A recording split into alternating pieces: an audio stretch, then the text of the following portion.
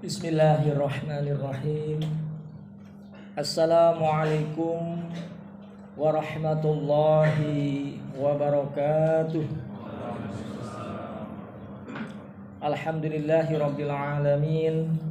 Alhamdulillahilladzi arsala rasulahu bil huda wa dinil haqqi liyudhhirahu 'alad dini kullih. Arsalahu basyiran wa nadhira wa da'iyan ilallahi bidnihi wa sirajan munira.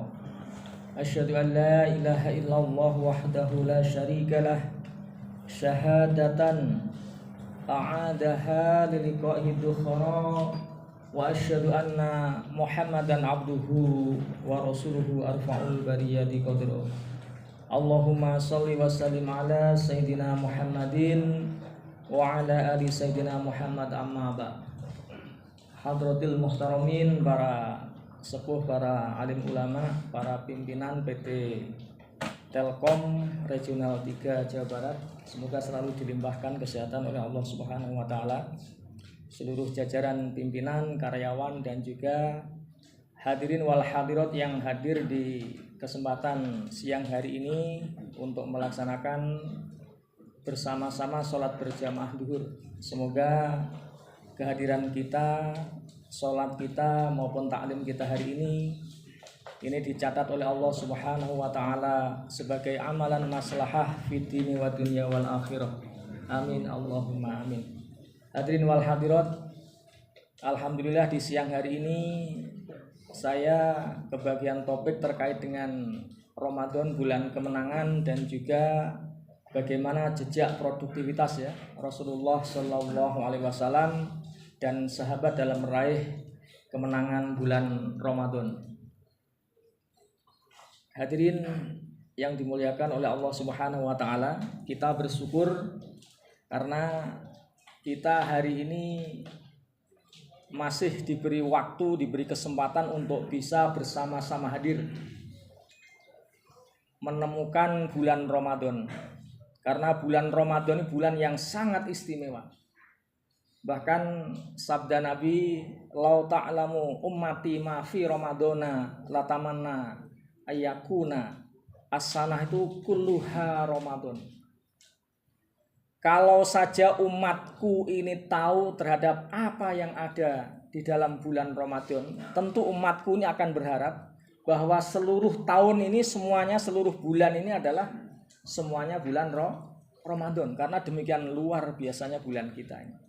Sehingga para ulama menyebut dengan istilah syahrul siyam, ada yang menyebut dengan syahrul ibadah, ada yang menyebut dengan syahrul rahmah, ada yang menyebut syahrul Quran. Karena memang pada bulan Ramadan itu diturunkan Al-Quran. Syahrul Ramadan alladzi unzila fihil Qur'an hudal linnasi wa bayyinatin minal huda wal furqan. Dan pada bulan Ramadan itulah yang diturunkan di dalamnya Al-Qur'an sebagai hudan linnas, sebagai petunjuk bagi manusia. Ini tentu momentum yang sangat luar biasa karena bulan Ramadan adalah bulan yang diturunkannya Al-Qur'an. Kalau kita merujuk dalam salah satu kitab yang berjudul At-Itqan itu, bahwa jami'ul ilmi fil Qur'ani lakin taqassar anhu afhamur rijal. Kita ini bersyukur diberi anugerah berupa Al-Qur'an, karena menurut As-Suyuti dalam Al-Itqan itu seluruh dimensi pengetahuan itu semuanya ada di dalam Al-Qur'an. Namun demikian tidak semua manusia, tidak semua mufasir itu mampu menyingkap dari apa yang terkandung di dalam Al-Quran. Ini betapa Al-Quran ini masih men-challenge kepada semua umat Islam akan terus mengkaji, karena di dalamnya masih banyak sekali rahasia yang perlu kita ungkap dalam konteks membangun sebuah peradaban yang lebih ramah untuk kehidupan manusia. Dikenal juga dengan Syahrul Jud atau bulan kedermawanan, dan juga Syahrul Tarbiyah, dan yang terakhir sering disebut sebagai Syahrul Jihad. Karena memang dalam banyak dijelaskan dalam sejarah, banyak bukti-bukti sejarah betapa bulan Ramadan ini menjadi bulan motivasi yang luar biasa bagi umat Islam dalam konteks memenangkan, baik itu dalam peperangan, dalam konteks membangun peradaban, dalam konteks membangun kebudayaan, yang ini kemudian sangat berpengaruh dalam proses perkembangan Islam selanjutnya. Oleh sebab itu betapa Al-Quran kemudian menjelaskan kepada kita bahwa sesungguhnya innamal mu'minuna alladzina amanu billahi wa rasulihi summa lam yartabu wa jahadu bi amwalihim wa anfusihim fi sabilillah ulaika humus shadiqun. Sehingga orang-orang yang disebut mukmin yang sejati, mukmin yang benar itu kalau dia beriman kepada Allah, beriman kepada Rasulnya, dan dia mau berjihad dengan harta dan juga jiwanya di jalan Allah Subhanahu wa taala. Yang inilah kemudian memotivasi oleh para ulama, para sahabat yang mereka demikian luar biasa dalam sejarah perjuangan menegakkan syiar dan juga agama. Hadirin yang dimuliakan oleh Allah Subhanahu wa taala, Ramadan adalah oase. Ramadan adalah sumber puncak dari kemuliaan. Ini banyak disebut oleh para ulama ya, bahwa perut yang lapar, karena di dalam puasa itu ada makna hakikatnya secara syar'i adalah al-imsak, menahan diri. Ini adalah pondasi yang sangat luar biasa dalam konteks manusia bisa menyelamatkan diri dia.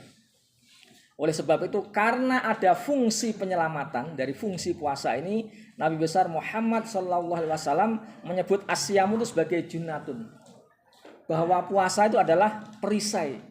Perisai maksudnya ini dipahami oleh Ibnu Hajar, puasa itu bisa menjadi perisai dari api neraka. Puasa bisa menjadi perisai yang menjaga pemiliknya, dan sekaligus puasa itu adalah perisai bagi umat Islam yang berpuasa dari dosa besar. Ini betapa puasa ini menjadi apa ya? Instrumen yang sangat luar biasa ya dalam konteks kita membangun sebuah mentalitas, membangun sebuah kepribadian, membangun sebuah karakter yang itu kemudian menjadi pilar dalam konteks manusia punya entitas di dalam dirinya untuk sanggup bertahan baik dari sisi luar maupun membangun karakter dari dalam dirinya. Banyak disebut dalam riwayat, banyak disebut dalam hadis bahwa kata Nabi, lapar itu juz'un minan nubuwah. Wa kulu wasrafu fi insafil butun fa innahu juz'un minan nubuwah.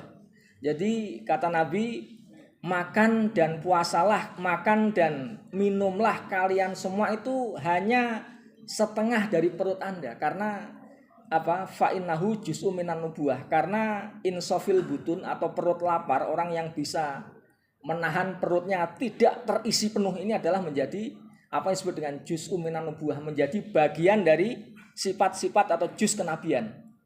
Jadi kalau manusia pengen derajatnya naik, pengen derajatnya meningkat, mendekati juz kenabian, maka salah satu kuncinya adalah dengan perut yang lapar. Tidak akan pernah orang yang perutnya itu penuh dengan makanan, dia akan bisa naik dari sisi spiritualitasnya. Ini betapa ajaran-ajaran menyangkut puasa ini demikian luar biasa. Sebagaimana juga disebut oleh Abu Laid As-Samarqandi, orang yang pengen bisa memperoleh kesucian batinnya, kesucian dirinya, kunci dasarnya adalah selalu dengan puasa, dengan al-imsak, dengan bisa menahan diri. Bapak dan Ibu hadirin yang dimuliakan oleh Allah Subhanahu wa taala, kenapa produktivitas dalam bulan Ramadan kemudian menjadi penting untuk kita bicarakan dalam konteks hari ini? Karena meskipun perut kita lapar, meskipun kita dalam kondisi puasa, ini bukan berarti kemudian kita ini kemudian mengurangi aktivitas kita, bukan berarti kita kemudian menurunkan dari kualitas cara kerja kita. Betapa banyak motivasi puasa ini justru menjadi motivasi para ulama, para alim untuk mereka berperilaku sangat produktif. Di Indonesia misalkan kurang lebih hampir 39.000 itu pesantren. Hampir bulan Ramadan itu 12 jam, bahkan nyaris 24 jam. Di pesantren, terutama di pesantren salaf dan modern itu melakukan apa yang disebut dengan pasaran, apa yang disebut dengan sorogan. Ini betapa kemudian dalam hampir hitungan bulan itu puluhan kitab itu dikaji. Ini betapa mentalitas para ulama kita, para kiai kita demikian luar biasa dalam konteks membangun bagaimana tradisi keilmuan itu terus berkembang. Kita melihat bagaimana Al-Ghazali menyelesaikan sekian juz dari kitab Ihya Ulumuddin itu. Itu ternyata juga dibangun, ditulis yang paling banyak adalah bahkan selesai pada bulan Ramadan. Kita melihat bagaimana Imam Syafi'i, bagaimana Al-Muwatta terkait dengan siapa? Imam Malik juga. Al-Um yang ditulis oleh Imam Syafi'i. Ternyata karya-karya ini semuanya dibangun dan lahir selesai pada bulan-bulan Ramadan.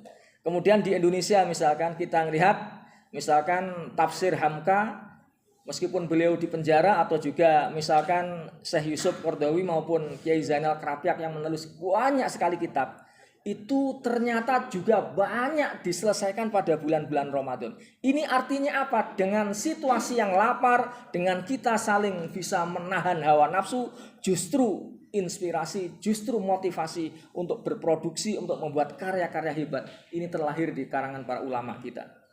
Hadirin yang dimuliakan oleh Allah Subhanahu wa taala. Perilaku produktif ini ternyata tidak berangkat dari ruang yang kosong. Kalau kita lihat dalam Al-Qur'an, banyak sekali ayat-ayat yang bisa menjelaskan kepada kita semua bahwa kita ini dimotivasi untuk bagaimana terus berperilaku produktif. Misalkan wala taqulanna li syai'in inni fa'ilun dzalika ghadan. Dalam 18:23. Al-Qur'an menyebut kepada kita tidak boleh meskipun bulan puasa kemudian kita menunda pekerjaannya itu, mohon maaf itu akan saya kerjakan besok, itu tidak boleh. Jangan sekali-sekali wala taqulanna li syai'in inni fa'ilun dzalika ghadan. Dalam banyak Al-Qur'an disebut juga wa qul i'malu fasarallahu malakum wa rasuluhu wal mu'minun. Berkreativitaslah, bekerjalah, berproduksilah. Karena sesungguhnya berproduksi, kreativitas adalah cara hadir manusia, di mata produktivitas itu nanti yang akan dilihat Allah Subhanahu wa taala. Cara kerja manusia akan dilihat oleh Rasul, cara kerja manusia itu nanti yang akan dilihat oleh orang-orang yang beriman. Dengan kata lain, kita ini sebenarnya hadir melalui apa yang kita kerjakan, kita ini hadir di hadapan Allah, di hadapan Rasul melalui apa? Segala sesuatu yang bisa kita ciptakan. Ini betapa kemudian tidak ada alasan bagi kita untuk menunda-nunda waktu ataupun untuk bermalas-malasan meskipun dalam kondisi puasa. Saturuduna ila alimil ghaibi wasyahadah. Karena apa yang kita lakukan hari ini itu kelak akan menjadi jaminan, akan menjadi saksi ketika kita akan menghadap Allah Subhanahu wa taala. Bahkan dalam Az-Zumar 39, Kul ya qaumi i'malu ala makanatikum inni 'amilun fasawfa ta'lamun. Katakanlah wahai kaumku, kata Nabi. Ini Nabi Muhammad diperintahkan oleh Allah, kul wahai Muhammad, ya qaumi i'malu ala makanatikum. Kerjakanlah, berprestasilah, berkaryalah pada posisi kalian masing-masing. Fasawfa ta'lamun. Karena kata Nabi, inni 'amilun, saya ini juga seorang yang pekerja. Fasawfa ta'lamun. Kelak kalian semua akan melihat dari apa yang kalian kerjakan hari ini. Jadi apa yang kita kerjakan hari ini merupakan investasi dalam konteks masa depan nanti. Berikutnya hadirin, kita juga banyak melihat dalam sebaran hadis. Misalkan disandarkan kepada Umar bin Khattab bahwa idza amsayta fala tangtadirus masa wa idza amsayta fala tangtadirus sabah. Hadis riwayat Bukhari ini menggambarkan bahwa kita tidak boleh menyia-nyiakan waktu. Jika kalian berada pada waktu pagi, jangan kalian menunggu sore, dan ketika berada di waktu sore, jangan kalian menunggu pagi. Ini betapa hadis-hadis yang demikian ini memotivasi kita semua untuk berperilaku produktif. Bahkan Nabi juga menyebut, faman sabaqa alayya falahu kada wa kada. Barang siapa mau berlomba-lomba dalam kebaikan, maka falahu kada wa kada. Nabi besar Muhammad SAW itu memberikan hadiah, memberikan janji reward yang luar biasa. Ini dalam konteks mendinamisir agar manusia ini terlalu punya motivasi untuk terus berproduktif, berperilaku produktif. Hadirin yang dimuliakan oleh Allah Subhanahu wa taala. Dalam konteks kesejarahan, kita juga ditampilkan bagaimana Nabi dan para sahabat itu demikian luar biasa ketika bulan Ramadan itu justru mencapai puncak-puncak kecemerlangan dalam konteks karir dan juga prestasi-prestasi beliau. Yang pertama misalkan Perang Badar Kubro itu terjadi pada 17 Ramadan tahun kedua Hijriah, di mana 10.000 Quraisy itu harus berhadapan dengan hanya 313 orang muslim. Begitu congkaknya, begitu sombongnya orang-orang Quraisy karena merasa besar berhadapan dengan orang yang hanya muslim yang berjumlah hanya 313 orang. Ini ternyata pada bulan Ramadan, 17 Ramadan ini justru dikenal sejarah betapa jumlah kecil ini juga punya potensi kekuatan yang kemudian dalam sejarah mencetak sebagai kebesaran dalam Perang Badar Kubro ini. Ini betapa ketika orang sudah yakin meskipun dalam keadaan lapar, malaikat Allah dan Rasulnya itu tidak diam. Idil fatah hasba diqadi rufi. Idil fatah hasba diqadi bihi rufi wa kullu man lam ya'taqid lam yantafi. Kalau ada orang sudah punya tekad, punya keyakinan, meskipun dia sendirian, meskipun jumlahnya itu dia sedikit, maka Allah akan selalu mengangkat dia. Allah akan selalu mengangkat derajatnya. Tetapi kalau orang sudah congkak, orang nggak punya harga diri, orang nggak punya kemauan, orang nggak punya tekad, orang nggak punya iman, maka dia akan menjadi orang yang tidak berguna. Kenapa? Kemudian Rasulullah menerjemahkan 17 Ramadan ini sebagai pilar ketika dalam keadaan puasa, ketika frekuensi dengan Tuhan sangat dekat, kemudian menggerakkan seluruh sahabat untuk memenangkan perang Badar. Yang kedua adalah Fathul Makkah. Ini demikian luar biasa. Umat Islam dengan 10.000 tentara dari Madinah menyuguh Makkah. Dengan sesuatu yang ini justru terjadi juga pada bulan 10 Ramadan tahun 8 Hijriah. Puasa ini menjadi momentum betapa Nabi dan para sahabat ini justru memiliki momentum dalam konteks memenangkan perjuangan. Bisa dibayangkan Bapak dan Ibu, kalau kemudian Fathul Makkah ini tidak terjadi, kalau umat Islam tidak didorong berjuang dalam keadaan lapar, ini tentu kita tidak akan pernah bisa menikmati bagaimana besarnya ajaran Islam, bagaimana besarnya kebudayaan Islam, bagaimana besarnya peradaban Islam yang sampai hari ini bisa kita saksikan. Ini dia keabadikan ya, demikian luar biasa dalam Al-Fatah itu ya. Idza jaa nasrullahi wal fath. Betapa kemudian orang ketika Fathul Makkah ini dimenangkan oleh umat Islam, kemudian orang berbondong-bondong masuk Islam. Ini betapa mukjizat, betapa anugerah yang luar biasa dari Allah Subhanahu wa taala yang kemudian menjadikan pilar dalam konteks perkembangan peradaban Islam di Makkah dan Madinah. Yang berikutnya Bapak dan Ibu, kita bisa melihat juga bagaimana sahabatnya Musanna bin Harisah maupun Sa'ad bin Abi Waqqas ini berhasil menaklukkan Persia pada abad ke-13 dan ke-15 Hijriah. Ini juga berperang dalam keadaan sedang berpuasa di bulan Ramadan. Ini betapa menjadi catatan kepada kita semua, betapa Ramadan puasa ini tidak boleh menjadi alasan kita untuk menjadi lemah. Bahkan misalkan sahabat Abdullah bin Abi Syarh maupun Junatan bin Abi Ruds dan Tariq bin Ziyad, beliau bisa menaklukkan Andalus dan Kepulauan Rhodes pada sama bulan Ramadan. Tepatnya pada 53 Hijriah dan juga 92 Hijriah. Kalau kita melihat misalkan dalam bukunya Miller, Contribution of Islamic Civilization to the Western itu, kalau kemudian Pulau Rhodes dan juga Andalus ini tidak ditaklukkan oleh Tariq bin Ziyad, mungkin hari ini Eropa tidak akan pernah bisa menemukan peradaban keemasan. Pada kejayaan Islam di Andalus, belahan Eropa, belahan Barat itu dalam keadaan the dark age, dalam keadaan kegelapan.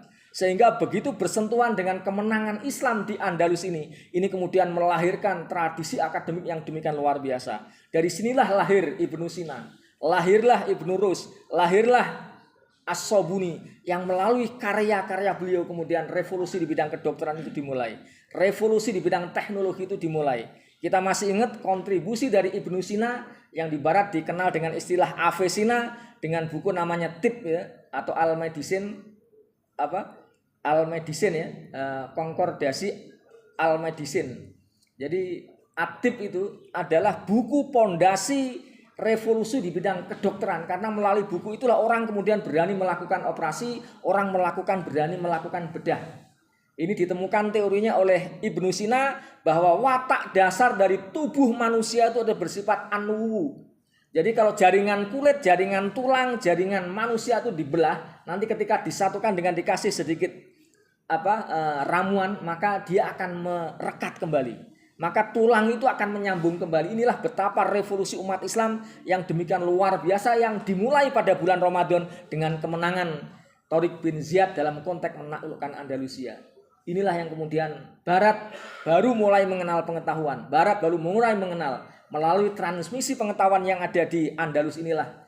Kemudian Barat mengenal dengan Renaissance, kemudian Barat mengenal apa yang disebut dengan revolusi industri. Yang dari situ kemudian Barat mengalami puncak perkembangan teknologi yang demikian luar biasa. Hadirin wal hadirat, kita juga bisa melihat bagaimana sahabat Qasim bin Saqafah dan juga Khalifah Mu'tasim pada kurang lebih ya 223 dan juga 94 Hijriah ini ya, Ini betapa di bawah komandan ya Qasim bin Muhammad As-Saqafi ini peperangan terjadi pada bulan Ramadan sehingga Islam ini masuk ke India. Bagaimana Asia Selatan, bagaimana Asia Timur ini kemudian mulai berkenalan dengan dunia Islam. Termasuk bagaimana Fathul Umuriyah dan juga penaklukan ya kota Sirakusa pada Ramadan 244.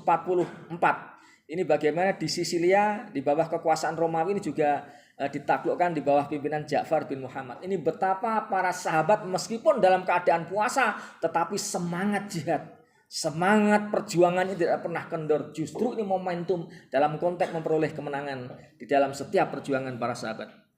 Yang berikutnya kita mengenal bagaimana Alip Arsalan dan Yusuf bin Tasfin dan juga Nuruddin Muhammad Zangki yang ini kemudian sukses dalam konteks memenangkan ya pertempuran antara kekaisaran Byzantium yang demikian raksasanya.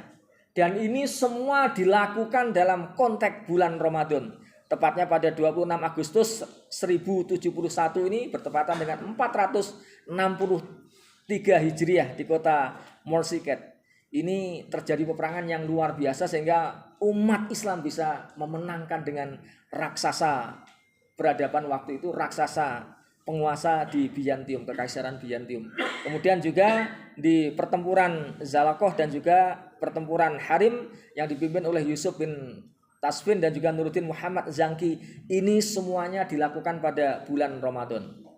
Bapak dan Ibu hadirin wal hadirat, kita mengenal ketika Islam juga mulai mengalami kemunduran terutama ketika kekalahan di beberapa kali peperangan salib, maka muncul Salahuddin Al-Ayyubi yang ini dengan semangat heroiknya juga melakukan counter terhadap bagaimana crusader yang kemudian berhasil memenangkan, dan ini juga terjadi pada bulan Ramadan 584 Hijriah. Penaklukan Armenia, Ain Jalut dan juga Sakhab ya, ini juga terjadi pada 2 Ramadan 702 Hijriah. Ini betapa bulan Ramadan ini adalah kemenangan. Bulan Ramadan adalah futuh. Bulan Ramadan adalah betapa betul-betul hadirnya malaikat, hadirnya Allah Subhanahu wa taala justru ketika umat Islam dalam keadaan lapar. Kemudian kita mengenal Sultan Murad I dan Sultan Mamluk Ashraf Bai ya. Bagaimana Bosnia Herzegovina ini adalah melalui peran-peran Sultan Murad I. Kalau kita tidak ada jasa dari Sultan Murad I, mungkin hari ini kita tidak akan pernah mengenal Bukhara, tidak mengenal bagaimana Bukhari Muslim, kita tidak mengenal kitab-kitab hadis yang hari ini sudah kita bisa nikmati dalam bentuk dibukukan yang demikian luar biasa. Ini adalah proses akademik yang terjadi akibat umat Islam sukses menaklukkan benua merah. Dan akhirnya daerah-daerah Bukhara ini menjadi produktif dalam konteks menelurkan ulama-ulama yang demikian luarsa, yang luar biasa, yang ahli dalam bidang hadis. Begitu juga penaklukan Siprus dan juga perang-perang Ramadan ketika terjadi antara Arab Israel. Semuanya momentum kemenangan ini terjadi di bulan Ramadan. Hadirin wal hadirat yang dimuliakan oleh Allah Subhanahu wa taala, melalui momentum ini kita mohon kepada Allah Subhanahu wa taala, meskipun kita dalam keadaan lapar, justru semoga ini menjadi motivasi kita untuk meningkatkan kapasiti building diri kita. Melalui kita lapar, melalui puasa ini menjadi momentum bagi kita semua untuk bisa membangun motivasi kita semua.